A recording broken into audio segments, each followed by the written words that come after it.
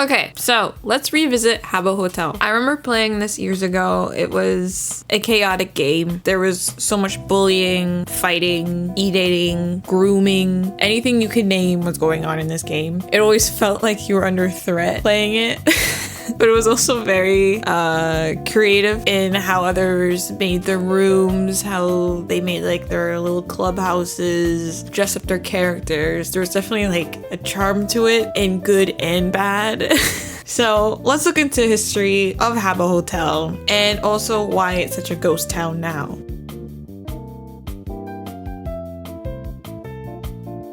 So Habbo Hotel was founded in the year 2000 and expanded to 9 online communities or hotels with users from more than 150 countries. And as of October 2020, around 316 million users' avatars have been registered on the game. The website now has been divided into 3 clients: Habbo X, which is strange in and of itself, and the Habbo Hotel Origins, which is their retro version of Habbo Hotel. So you can play it through the Habbo client, which is something that you download onto your Windows or Mac, or you can just play it via browser, which I recommend doing because it's laggy. Either way, Habbo Hotel is owned by the company Sulake. I'm not sure if I'm saying that right, and it's a company from Finland.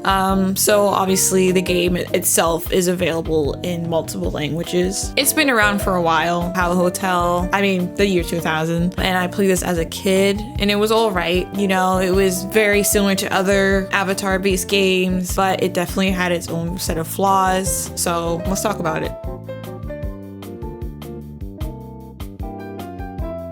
So to start off, here's Habbo today. It's pretty dead and very laggy. There's a lot of community rooms set up that you can go into. A lot of them tend to be pretty much dead, aside from like maybe 5 of the community rooms that have like the 70 people in them. Even the rooms created by the Habbo team themselves, there's no one in them. It's dead. There's a section where you can go through the Habbo through the times. I believe this is a player-made room, not by the Habbo team, where it kind of just shows you different eras, rooms that did exist throughout Habbo Hotel, giving you kind of like a rundown of the past. Pretty interesting. It's really nice, but also there's no one else there, so it was just me going through the sections.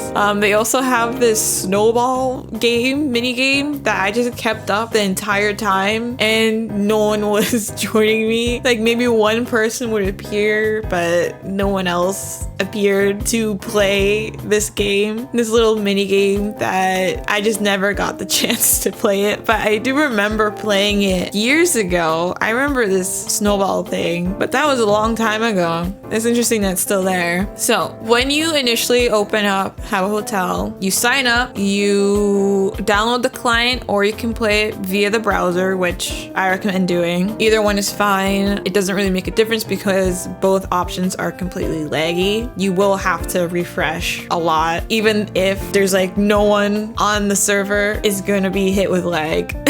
So once you go through that, you can now customize your character, set up how you like, and then you get to follow the mini tutorial that appears when you are greeted with your own personal room that you select. And then from there, you can venture off into Habbo Hotel, where again, there's probably 3 or 4 rooms with actual people that you can enter into who probably won't even talk to you.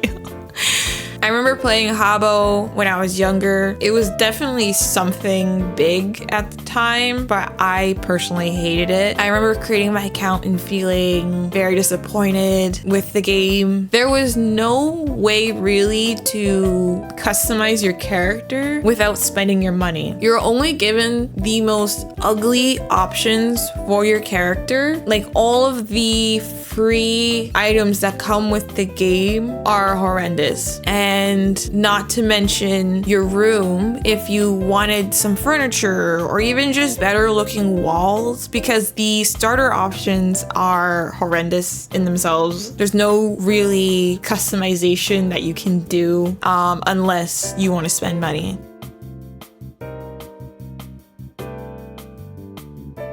Okay, so as you go through the tutorial, you get these duck coins, these pink little coins that you get. In order to get items, you also need Habbo coins, which are coins that you only get by purchasing. So even from there, you need to spend your own money. Even if you're getting these free coins, they're useless because you need one Habbo coin plus the 300 duck coin, right? For some items, because all of the rest of the items in the game, you need to spend money to have items. You need to spend money to have like decent hair, clothing, to even upgrade your room, to get like your own avatar, really, because the items that you're greeted with are horrible. And going through the game, you kind of get jealous of other players in the game because they've spent their actual money on these items, getting Habbo coins. They have the membership that you get because there's only items that you can get with VIP. It was pretty pushy, Habbo Hotel. Very, very pushy of their monetary system within the game because it felt like the only way to get access to certain things you needed to purchase these items. That was the environment that Habbo created, and it kind of pushed a lot of people away. It did have a large player base, I will give them that. Of course, there's people that were completely fine with just looking like a starter character with no real like personal touches to their character, which is completely fine. But in a large scale, a lot of people felt like they had to spend money to be part of this online player base on Habbo Hotel. And I think that also kind of ties into the later discussion on why it's such a dead game now. Because comparing it to other games that I was playing before, like Mies, you could get Mies coins and use those coins to dress up your character by playing these mini games on the site or just participating in the community. Or there was like sometimes events. I remember you could get like Mies coins by, I don't know, going through an event. They give you like a code and you put in that code and you get free items that way. There was a bunch of item codes that you could get throughout Mies. There was a way to have access to items and to be part of the community without having to spend money. But with Habbo, that didn't exist. It felt very, well, you have to spend your actual money to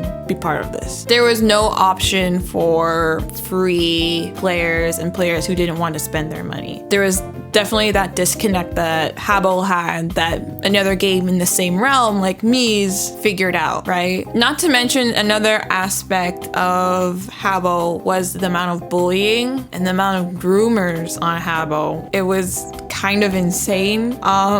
It makes me think like I'm actually surprised this game is still around because now I'm revalidating my theory on why Mies shut down because IMVU and Habbo are still kicking around when they shouldn't be, and it should be the other way around because Mies was way better than both of these games. And I'm speaking from personal experience. There was definitely a lot of predators on Habbo Hotel and a lot of like just odd behavior, weird role play rooms. Like there was weird ways that people were able to say slurs on Habbo. Like it used to automatically switch all swear words to like just boba or whatever. There was like a filtered word that it would switch to, but then they kind of gave up on that later on. But even during that time, people would find workarounds to say those words. It was definitely a strange time, and this is just my personal experience playing this game. I just had a tough time with this game to the point where I never really played it. I played it for a little bit because I wanted to know what it was about.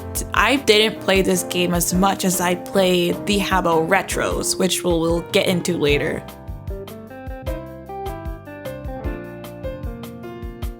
Okay, so moving on, there's 3 versions of Habbo. We just talked about the modern day version of Habbo Hotel and its past versions, which was chaotic and a crime against humanity. But then there's 2 other versions of the game, Habbo Hotel Origins. It's for the old school lovers. It's kind of cool. It's retro style. I like Origins a lot because when I was on it briefly, it felt more lively than the actual Habbo game. It had more charm and silliness that you would expect from an older game and an older player base. It was definitely more what I expect from an avatar-based game, and it definitely felt more polished than Habbo Hotel. And there was actually no lag playing the Origins version of Habbo Hotel. I'm not sure what they did in the back end, but whatever they're doing in the back end on the actual regular OG version of Habbo Hotel is not working, because the Habbo Hotel Origins is actually very smooth.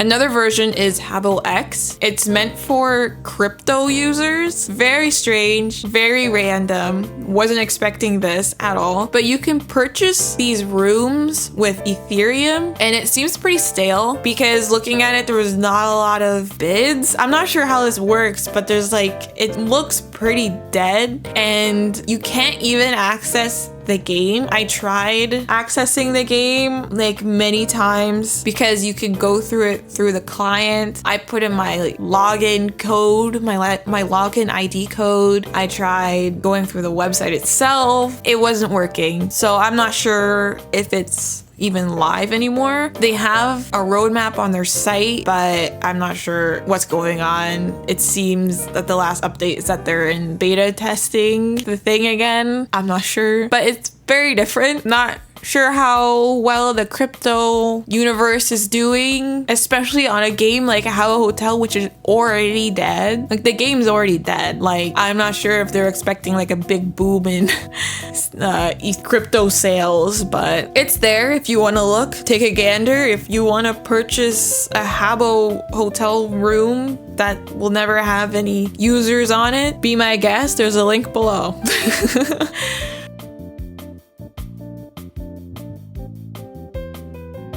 So why did it die? There's a lot of reasons why Habbo Hotel died.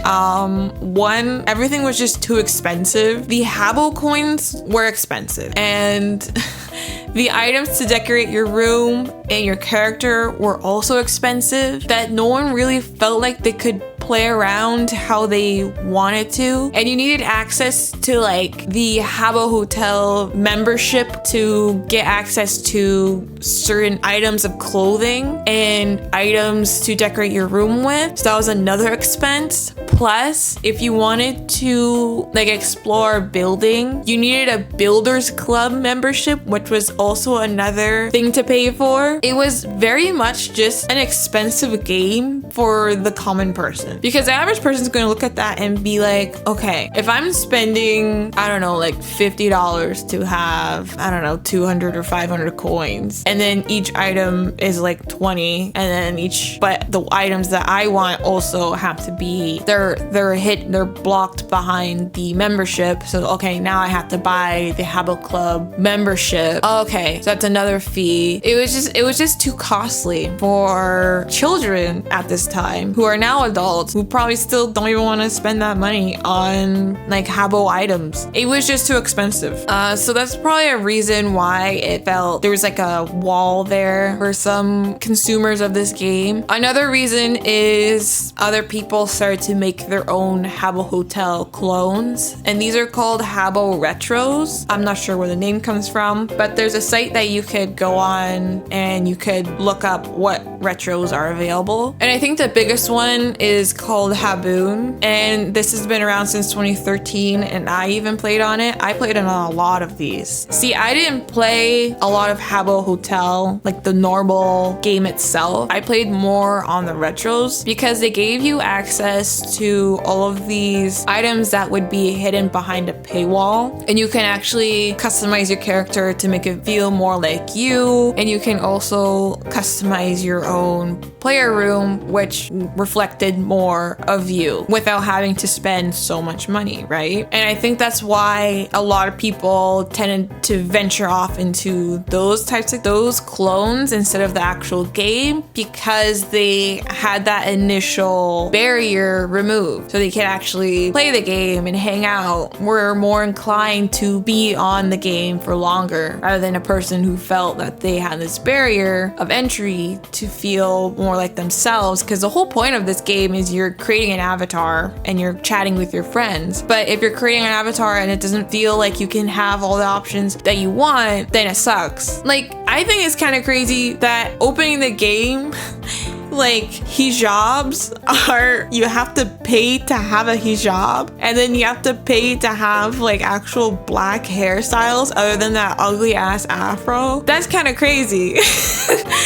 And I know maybe it's because the game is made by Finnish people. I don't know. Maybe they just don't understand that these shouldn't be behind a paywall, but I'm pretty sure, I don't know. That's kind of crazy.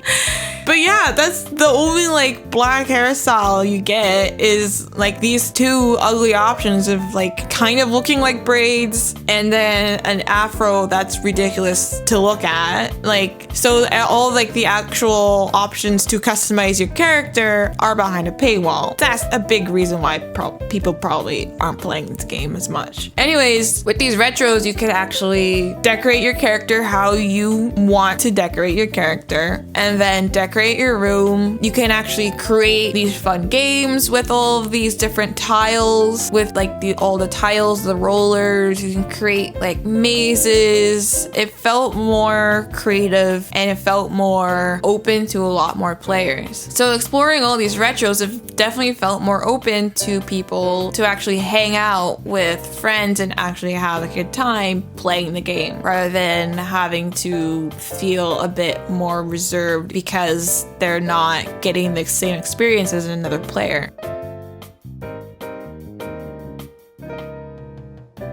I doubt there'll be a big boom in player account, but it's still around. I think it's just dwindling day by day, honestly. But if you're interested in playing anything that I mentioned, including Habbo Hotel or Origins, or you want to buy crypto Habbo rooms, go for it. Have at it. And if you like it, hey, that's great. It is also very nostalgic to open it up and play it again. You know, maybe you're interested in doing that. Go for it. Personally, I'm not gonna be touching this game anymore. It feels very bare. It still feels very empty. Like the game itself, looking at all the like options that you're met with, which are very few, and having to ponder the idea of like, oh, maybe I should buy coins to actually decorate my character, is kind of crazy because I'm never gonna open this game again. So I'm happy I didn't do that. But that was a thought that I had because you're not given a lot. Anyways, that's all my thoughts, and this is all my personal opinion. I would love to hear if you have any personal experiences with the game. Please let me know. I'd like to hear it. Don't forget to like and subscribe. Thank you. Bye. Okay, that's it. Bye.